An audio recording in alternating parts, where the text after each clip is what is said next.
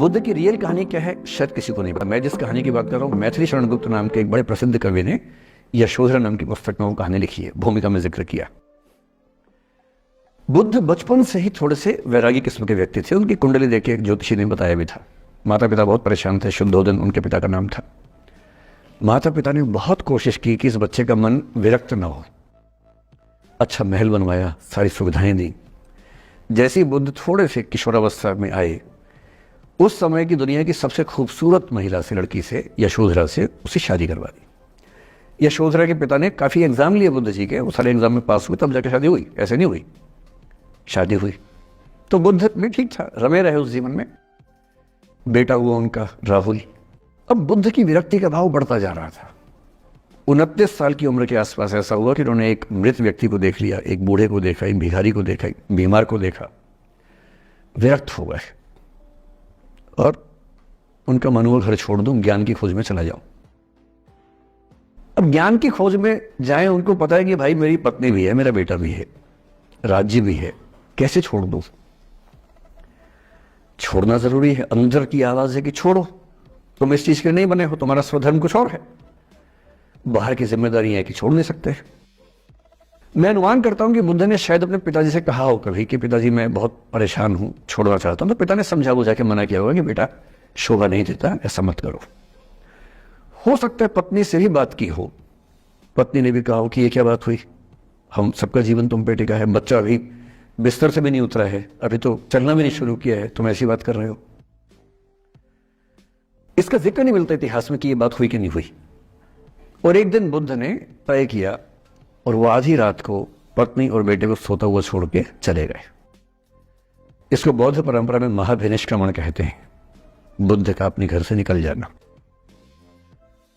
अब बुद्ध चले गए, लेकिन मैथिली शरण गुप्त यशोधरा के पर्सपेक्टिव से बुद्ध को देख रहे हैं। यशोधरा बहुत परेशान है, भाई पति चला गया है, बच्चे का पिता चला गया, मजाक थोड़ा है। राजा परेशान है कि उनका उत्तराधिकारी चला गया है। यशोधरा इतनी परेशान है, बहुत लंबे समय तक छंद आते रहते हैं कि वो कितनी बेचैन है, कितनी परेशान है। लेकिन यशोधरा की सबसे बड़ी परेशानी इस बात से नहीं कि बुद्ध चले गए, इस बात से है कि बिना बताए चले गए, भरोसा नहीं किया।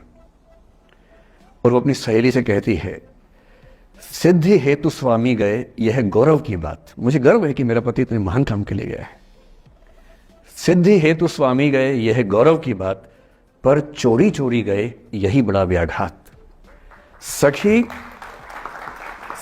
वो मुझसे कहकर जाते, कह तो क्या वो मुझको अपनी पथ बाधा ही पाते, क्या मैं रास्ता रोकती उनका?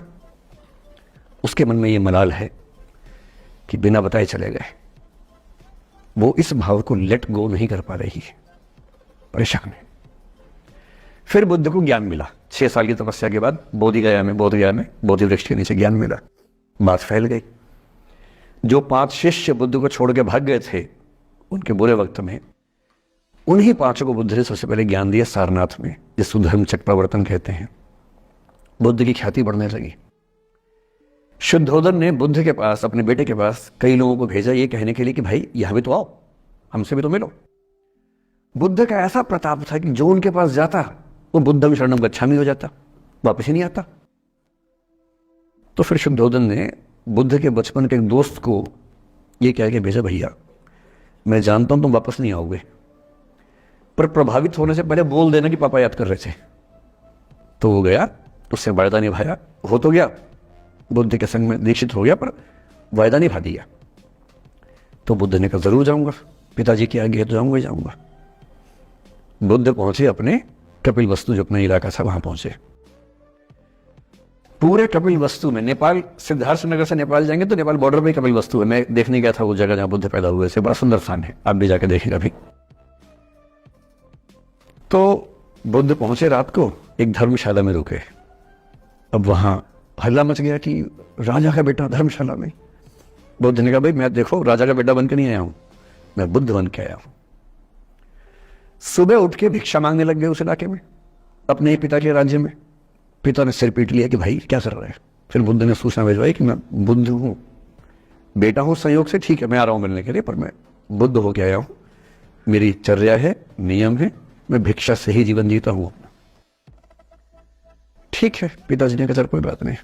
फिर बुद्ध गए पिता से मिलने, पिता से मिले, सबसे मिले, भरी सभा में।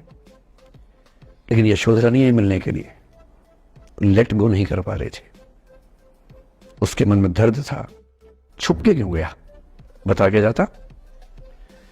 बुद्ध ने पूछा पिता से कि यशोधरा कहाँ है, तो बोले कि वो कह रही है कि अगर बुद्ध मिलना चाहेंगे तो खुद ही मिलने आएंगे मुझसे, मैं क्यों जाऊंगी भाई, आत्मसम्मान भी तो कोई चीज है, मैं क्यों मिलने जाऊंगी। तो बुद्ध मिलने गए। सोचिए कमरे में यशोधरा बैठी है, राहुल साथ में। अब राहुल थोड़ा सा बड़ा हो गया है, 6-7 साल का है। बुद्ध गए हैं। अब आपके मन में आ रहा है कि बुद्ध वहां जाके बोलेंगे सॉरी मैंने गलत किया, I hurt you, I really feel sorry. Buddha है वो बुद्ध। वहां जाके क्या बोल रहे पता है, भिक्षाम देहि, भिक्षा दो। और यशोधरा कितनी महान महिला रही होगी, उसने अपने बेटे का हाथ बाप के हाथ में दे दिया। लेट गो का इससे महान उदाहरण दुनिया के इतिहास में नहीं है कि चलो आखिर तुमने आके झुक के कुछ मांगा तो सही। उसकी जितनी ईगो थी, अहंकार था, सब विगलित हो गया। और जो औरत परेशान थी कि मुझसे बिना बताया गया, उसने अपने बेटे को दे दिया कि इसको लेके जाओ, क्योंकि मैं जानती हूं कि तुम महान काम कर रहे हो, और तुम महान काम कर रहे हो तो मैं क्यों बीच में आऊंगी भाई। मेरा पति महान काम कर रहा है तो मुझे खुशी होनी चाहिए, और तुम्हारी उस खुशी में मैं क्यों पीछे हटूं। बस मुझे भरोसे में लेके जाते तो और खुश होती।